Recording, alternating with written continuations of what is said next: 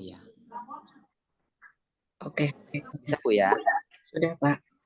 Ya. Apakah RPP-nya sudah di-upload Ibu? Sudah. Sudah Ibu ya. Iya. Oke, baik. Baik Pak Ali, silakan Pak Ali.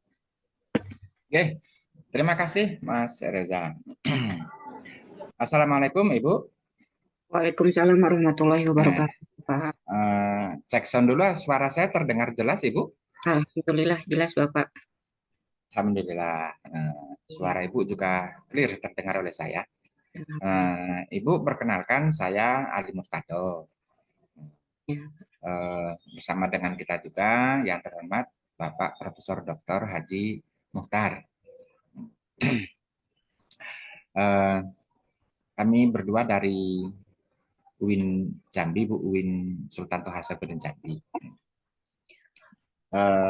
Izin beberapa saat ke depan kita bincang-bincang bersama, Ibu. Ya, pertama saya ucapkan selamat dulu pada Ibu masuk sudah berhasil mengikuti PPG, Bu ya. Iya. Program PPG. Singkatannya apa Ibu PPG itu? PG apa ya Allah?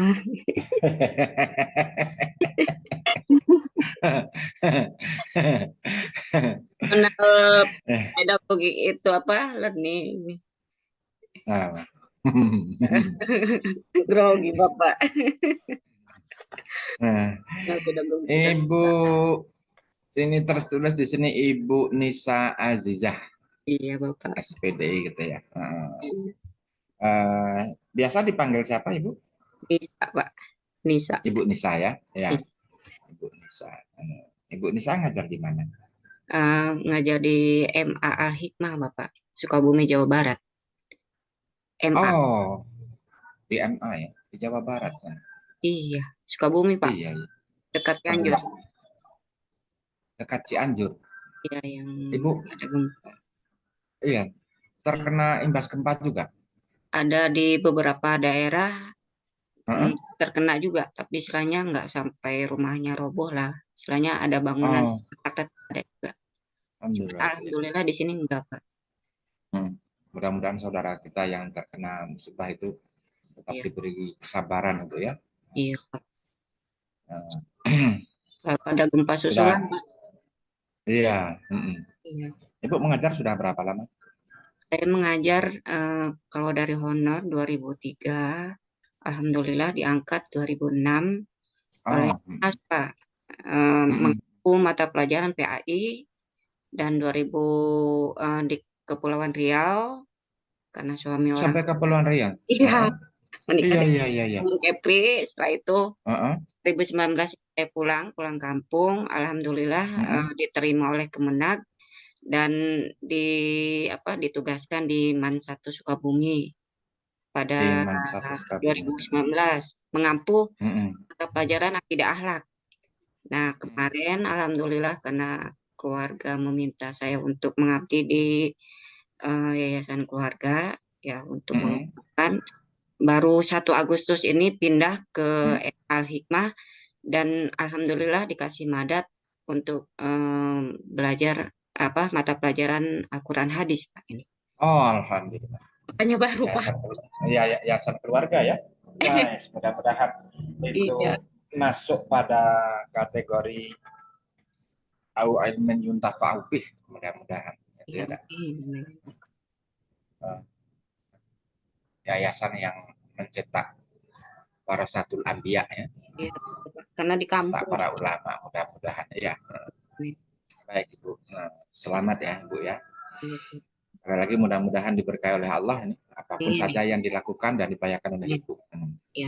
Oke. Ibu di PPG ini Ibu pada kesempatan kali ini mengupload RPP mata kuliah Al-Quran Hadis ya. Iya, betul Bapak. Materi pokoknya tentang apa? Ibu? Tentang pokok-pokok isi Al-Quran Bapak. Pokok-pokok isi Al-Quran ya. Pokok-pokok isi Al-Quran. Di buku judulnya Kebenaran Al-Quran pada Semua Aspek Kehidupan. Di buku baru, Pak. Di buku baru. Iya, Nah, kemudian Ibu mengambil pokok-pokok isi Al-Quran. Quran. Ya, Iya, Pak. Iya. Eh, Ibu mengambil materi ini berdasarkan apa? Berdasarkan daripada memang sudah waktunya sesuai dengan prota dan prosem, ya. Jadi Heeh. promes semester apa ganjil ini pokok-pokok isi Al-Quran ini masuk ke materi kelima, Pak. Materi kelima gitu. Iya. Tuh. Memang pokok-pokok isi Al-Quran gitu ya. Iya, Bapak. Oke. Nah, harapan Ibu setelah mengajarkan ini apa, Bu? Harapan saya untuk anak-anak didik itu sendiri yaitu yang mana di sini kita akan melihat daripada tujuan pembelajaran itu sendiri, yaitu yang pertama yaitu mengidentifikasi daripada isi pokok Al-Quran, karena dalam isi pokok Al-Quran ini ada 6 sub, Pak, ada 6 sub pokok. Jadi saya dalam materi ini saya pilih menjadi 3 kali pertemuan sesuai dengan subnya, dan saya ambil per 2 sub dalam satu pertemuan. Untuk RPP 1 ini saya ambil pada sub akidah, ibadah, dan muamalah. Seperti itu. Selanjutnya, pelajaran yang akan saya capai dalam RPP ini pertama yaitu mengidentifikasi isi pokok Al-Quran yang mengajarkan akidah. Yang kedua, menganalisis ayat yang terkait dengan isi pokok Al-Quran yang mengajarkan tentang. Yang kedua apa, Bu? Yang kedua apa, Bu? Maaf. Analisis ayat yang terkait dengan. Analisis ayat. Ya, tentang akidah. Selanjutnya, yang ketiga, mengidentifikasi isi pokok Al-Quran yang berkaitan tentang ibadah dan muamalah, Bapak. Yang terakhir, menafsirkan ayat yang terkait dengan isi pokok Al-Quran berkenaan tentang ibadah dan muamalah. Nah, itu, Pak. Ada 6. Ada 4 tujuan pembelajaran. Ya, ada 4. Saya membacanya 4 kok Ibu menyebutnya 6 nih. Ya, itu ya, mengidentifikasi, menganalisis ayat, mengidentifikasi yang berkenaan dengan ibadah muamalah, menganalisis lagi. Ini di kelas berapa sih, Bu? Kelas 10, Pak. Karena kan dituntut. Kelas 10 ya? Iya, dituntut untuk HOTS. Jadi mau tidak mau tujuan pembelajarannya saya harus menggunakan KKO HOTS, Pak, ini, Pak. Iya ya. Iya, dituntut untuk HOTS, Pak. Seperti itu. Ini sudah ke KKO ya. Kalau misalnya Ibu menganalisis dari pokok menganalisis. Ya sebut aja lah menganalisis redaksi tujuan pembelajaran dari dari komponen A, B, C, D. Itu gimana, Bu? Misalnya ini yang nomor 1 mengidentifikasi tentang isi pokok Al-Quran yang mengajarkan akidah dengan baik. Seperti itu. Yang A-nya di mana, B-nya di mana? Yang A-nya itu ini melalui kegiatan mengamati, menanya, mengeksplorasi, mengasosiasi, dan mengkomunikasikan. Seperti itu. Ya. Selanjutnya itu action-nya ya, Pak, ya, kalau nggak salah. Itu apa? Aku jadi action. ABC ya, Pak? Iya lah, kok jadi action kayak main film aja. 1, 2, action. Nah, itu.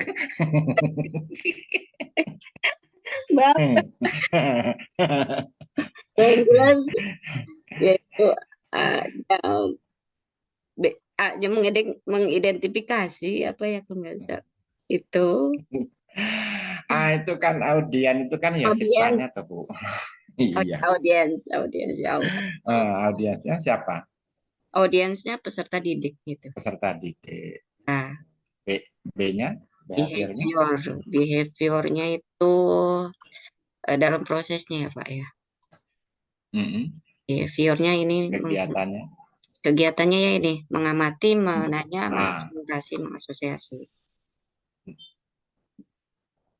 C-nya? C-nya kreatif ya Pak ya.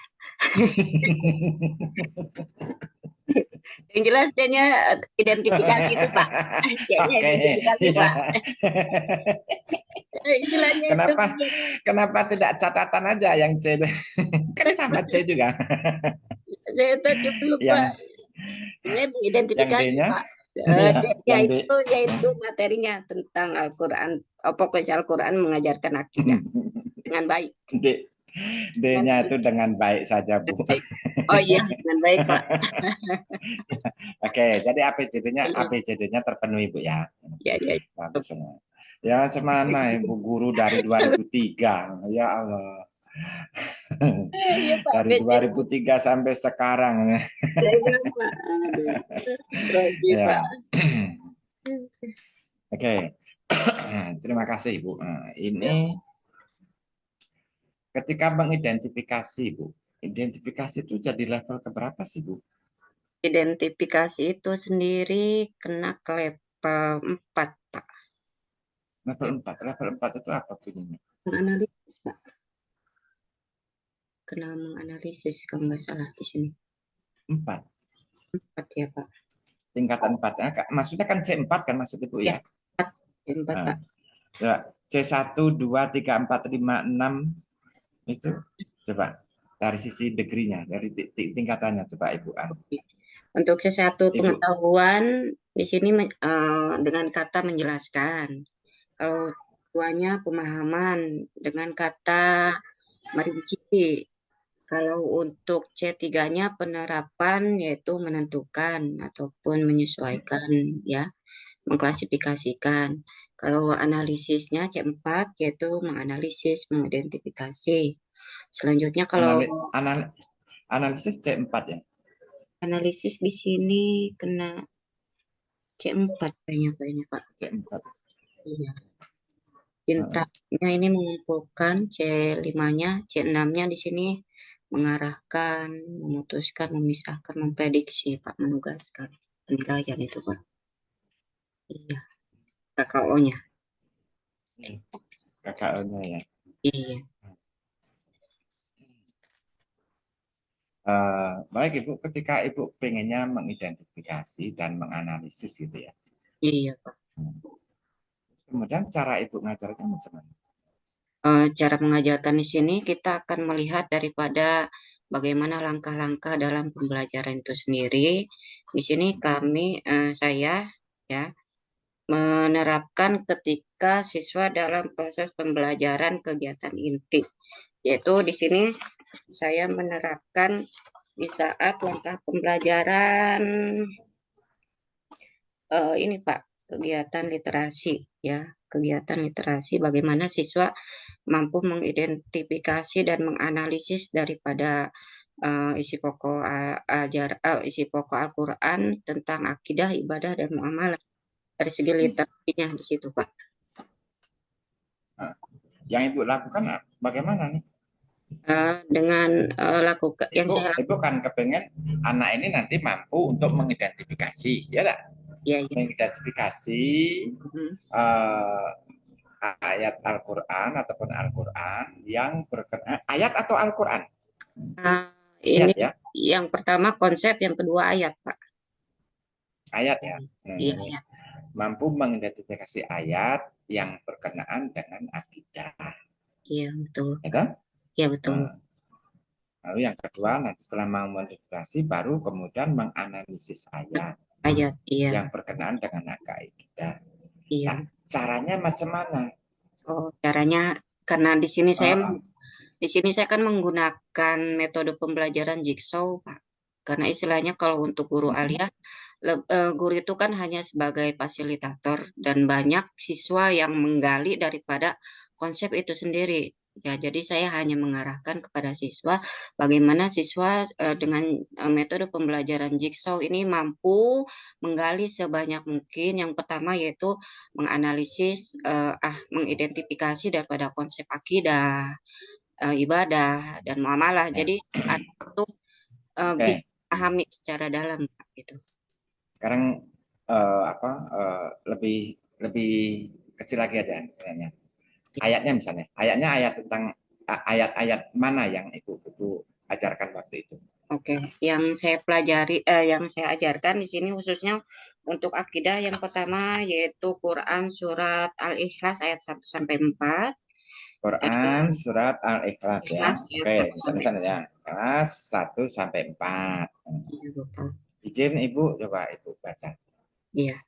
A'udzu billahi minasyaitonir rajim. Bismillahirrahmanirrahim. Qul huwallahu ahad. Allahus samad. Lam yalid wa lam yulad. Wa lam yakul lahu kufuwan ahad. Oke. Sadaqallahul azim.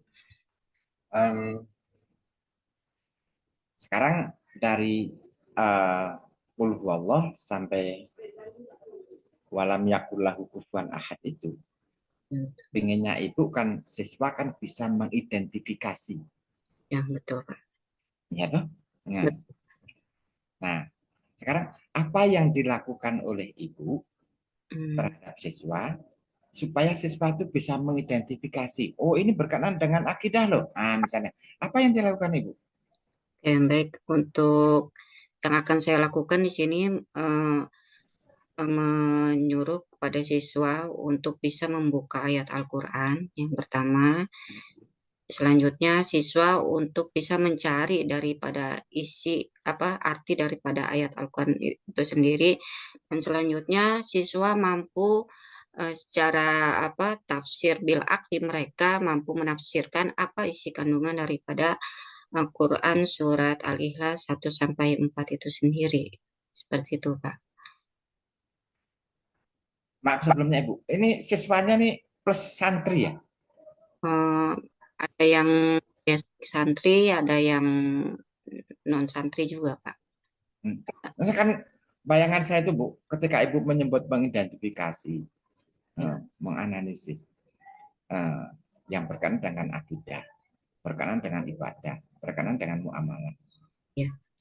Ini siswanya ini dari sisi alat bahasa, itu, alat bahasa. Ini sudah sangat mumpuni gitu Bu. Kalau di kelas 10 belum, Pak. Masih istilahnya masih belajar dasar seperti itu, Pak. Ilmu nahunya, ilmu tafsirnya saya rasa kalau untuk mereka istilahnya masih dasar, belum secara mendalam. Kalau itu yang terjadi, nanti bagaimana siswa bisa mengidentifikasi? Di sini yang saya sebagai fasilitator, apa yang Ibu lakukan supaya siswa mengidentifikasi? Oh, ini berkenaan dengan akidah. Oh, ini berkenaan dengan ibadah. Ya, di sini mungkin ya saya memfokuskan kepada siswa yang pertama mungkin karena masih basic gitu, Pak. Di sini mungkin saya memerintahkan kepada anak sebisa mungkin untuk mencari kitab-kitab terjemahan tafsir yang mana anak itu paling tidak terfokus pada kitab gundul yang harus mereka memahami secara harfiah, tapi paling tidak minimal mereka mencari sumber-sumber buku tafsir terjemahan agar anak itu memahami daripada isi kandungannya. Seperti itu, Pak. Ketika mau mengidentifikasi berarti kan ada seperangkat indikator ya yang sudah Ibu tentukan. Iya, Pak. Namanya juga identifikasi. Iya, Pak. Oh, ini gelas. Gelas. Nah, kan untuk menyebut gelas itu kan pasti sudah ada sejumlah indikator di sana. Oh, ini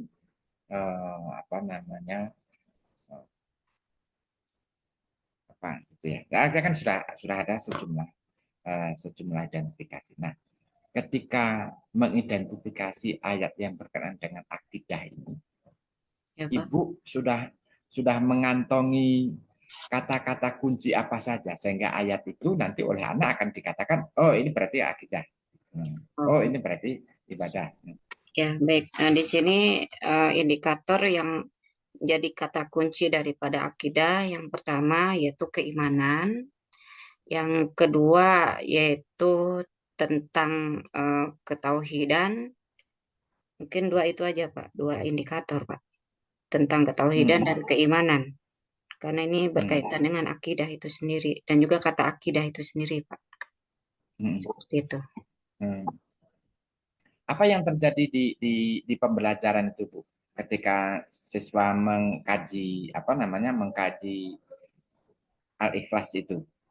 Mengkaji Al-Ikhlas yang jelas mungkin yang pertama ketika mereka mengidentifikasi surat Al-Ikhlas, di sini surat yaitu dari ayat 1 Qul huwallahu ahad, berarti anak menganalisis bahwa di dalam ayat pertama ialah Tuhan yang Maha Esa. Nah, ini menunjukkan bahwa dalam ayat pertama ini Allah itu Maha Esa gitu. Ini kan menunjukkan ketauhidan daripada Allah Subhanahu wa taala, yang menunjukkan daripada inilah pokok isi kandungan yang berkenaan tentang akidah itu sendiri, Pak. Nah, selanjutnya untuk ayat 2 menafsirkan kembali bahwa Allah itu tempat meminta segalanya. Nah, ini pun menjadi penafsiran bahwa dalam akidah itu keimanan kita itu ya Allah lah segalanya daripada yang lainnya. Itu selanjutnya lam yalid walam yulad, di sini artinya Allah tiada beranak dan tidak juga diperanakan. Ini sudah sangat jelas bahwa ketauhidan Allah itu yang Maha Esa itu bahwa Allah itu hanya esa, hanya tunggal tanpa adanya kata tidak beranak ataupun diperanakan. Dan pada ayat terakhir itu, yaitu ayat keempatnya, tidak ada sesuatu setara dengan dia. Ini menunjukkan bahwa Allah itu betul-betul Maha Esa tanpa adanya bandingan daripada Tuhan yang lain. Jadi di sini sangat jelas bahwa akidah ataupun ketauhidan dalam Islam itu sendiri bahwa Allah lah satu-satunya Tuhan yang tidak boleh disetarakan oleh yang lain itu sendiri. Itu Pak. Terima kasih Pak. Bisa sampai seperti itu? Ke anak saya pikir mungkin karena mereka sudah hafal, mereka insya Allah sepertinya sudah bisa Pak. Paling tidak nanti anak membandingkan, oh iya Tuhan itu Esa Bu, tidak diperanakan. Itu tidak boleh disekutukan. Saya pikir yang Ibu jelaskan itu adalah yang terjadi pada anak sebagaimana yang saya tanyakan tadi. Bahasa saya Pak. Ya. Oke. Ya. Jadi ada kata-kata kunci ya, ada sejumlah indikator yang Ibu berikan kepada anak untuk mengidentifikasi, untuk mengklasifikasi ini sebagai akidah, sebagai ayat berkaitan dengan akidah dan sebagainya gitu ya. Oke. Ibu menggunakan alat apa saja? Di sini yang pertama yang saya gunakan alat tentunya karena ini berkaitan tentang Al-Quran. Ya, Al-Quran yang pertama ya yang wajib anak punya dan saya pun harus ada. Yang kedua yaitu buku pelajaran itu sendiri, baik itu buku siswa ataupun buku guru. Yang kedua di sini saya mencari materi-materi di luar daripada sumber buku itu sendiri ya. Khususnya ini ketika materi pembelajaran saya ambil video tentang ayat Al-Quran ini surat Al-Ikhlas ayat 1 sampai 4 itu sendiri. Seperti itu, Pak. Biasanya pun saya menggunakan PPT ya agar siswa istilahnya lebih menarik lagi ketika pembelajaran berlangsung, Pak. Karena ini kita menggunakan jigsaw dan di tingkat aliyah mereka harus sudah lebih mampu kritis dan kreatif dalam mencari konsep itu sendiri, Pak. Karena berbeda dengan SD dan MTS itu sendiri, Pak. Ya. Dalam prakteknya jigsaw itu seperti apa, Bu, ketika nanti anak bisa mengidentifikasi? Oke, dalam praktek jigsaw itu sendiri di sini yaitu dengan saya menggunakan pendekatan saintifik, yaitu pendekatan ilmiah ya. Dan selanjutnya lagi saya menggunakan metode pembelajaran diskusi dan tanya jawab sehingga nanti anak dikelompokkan untuk berdiskusi secara kelompok Nah, selanjutnya lagi metodenya jigsaw, yang mana modelnya jigsaw ya jigsaw ini yaitu di mana dalam pembelajaran saya mengelompokkan siswa itu yang pertama sebagai kelompok asal, yang kedua sebagai kelompok ahli itu sendiri. Nah, kelompok asal ini adalah kelompok yang nanti akan mempresentasikan, menyimpulkan semua materi di hari itu. Sedangkan kelompok ahli ini adalah kelompok yang menganalisis dan mengidentifikasi daripada tujuan pembelajaran itu sendiri. Jadi kemarin saya membagi dua kelompok asal, 5 orang. Nah, dari 5 orang ini saya pilih lagi 4 orang untuk menjadi kelompok ahli 1, 2, 3, 4 sesuai dengan tujuan pembelajaran. Dan 1 orangnya lagi agar dia pun ada tugasnya, saya tugaskan dia sebagai ketua kelompoknya. Yang bertugas nanti siapa yang akan mempresentasikan. Nah, selanjutnya nanti kelompok ahli itu sendiri bagaimana dia mampu mengidentifikasi daripada konsep daripada akidah, ibadah, dan muamalah. Yang satu lagi yaitu menganalisis ayat Al-Qur'annya itu sendiri, Pak. Terima kasih, Pak. Iya. Iya. Nah, PPT itu terus untuk apa, Bu? PPT-nya itu nanti ketika saya penguatan, Pak. Istilahnya setelah kita menyimpulkan secara keseluruhan, anak setidaknya apa yang sudah didapat oleh mereka ketika mengidentifikasi dan menganalisis tidak melenceng daripada teori yang ada dalam buku itu sendiri, Pak. Jadi PPT itu sebagai penguatan, Pak. Oke. Selanjutnya ketika Ibu berkeinginan agar siswa itu nanti bisa mengidentifikasi maupun menganalisis mengidentifikasi dan menganalisis itu. Ya, Pak. Nanti bagaimana cara atau apa yang Ibu lakukan untuk memastikan ketercapaian keinginan Ibu itu? Oke, di sini setelah selesai daripada semuanya, setelah saya pun penguatan daripada materi itu, saya lakukan evaluasi itu sendiri, yang mana kemarin alhamdulillah saya coba evaluasinya dalam bentuk kuis ya. Ini di luar daripada instrumen penilaian yang saya gunakan. Di sini saya gunakan sebagai evaluasi pembelajaran agar saya mengetahui apakah siswa dapat memenuhi daripada tujuan pembelajaran pada saat itu, yaitu 4 tujuan pembelajaran yang tadi saya bentuk dalam bentuk kuis pilihan ganda, Pak. Kuisnya seperti apa, Bu? Kuisnya di sini pertama pilihan ganda. Di sini yang pertama saya menggunakan sistem tabel ya. Jadi saya membuat 2 tabel. Yang pertama yaitu aspek-aspek daripada isi Al-Qur'an yang 6 tadi ya, 6 sub saya masukkan dari akidah, Al-Qur'an, hadis, hukum, ibadah, muamalah, ibadah, muamalah, teknologi, dan juga hukum.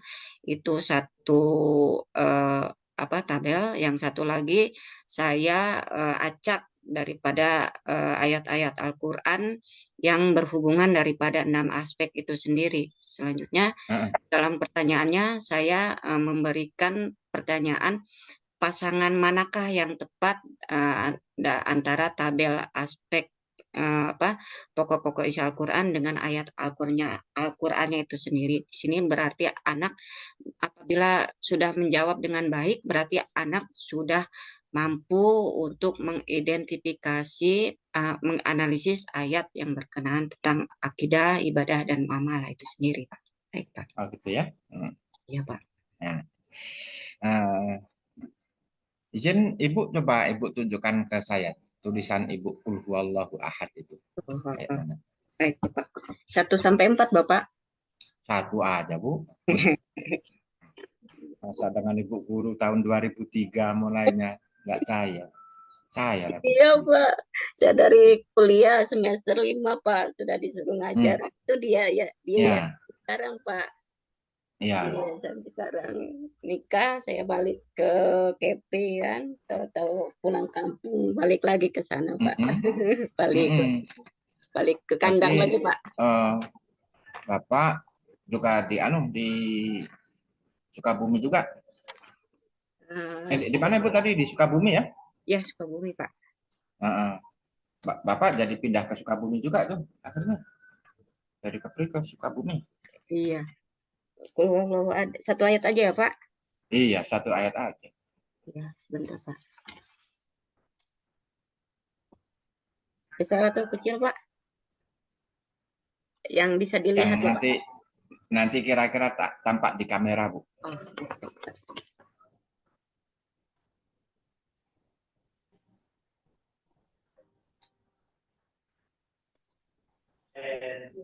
Dari standar yang dimintakannya ada di dalam peraturan. Yang berikutnya yang dikatakan informasi mengukur apa namanya pertumbuhan dan perkembangan. Halo. Kan, apakah benar atau enggak? Bali. Itu anak baru lahir itu kan sekitar Bali. Panjangnya kan 50 cm. 50 cm ya. Jadi selesai. 50 cm. Artinya kan setengah meter. Nah, pertumbuhan dan perkembangan dia setiap tahunnya itu pertumbuhan. Ya, itu 5 cm. 5 cm. Ya, mereka dukung perkembangan. Ya, enggak berbulan. Ya, per tahunnya itu 5 cm. Sampai batas 5 tahun dia terjadi degradasi, dia baru 3 cm. Jadi artinya anak Indonesia yang normal. Balik, waktunya balik, jangan lupa. Waktu normal. Udah lewat. Balik waktunya ya. Ya, Pak. 175. Terlihat, Pak. Siap, Pak Prof. Ini sudah selesai, Pak Prof. Ya, terima kasih, Ibu.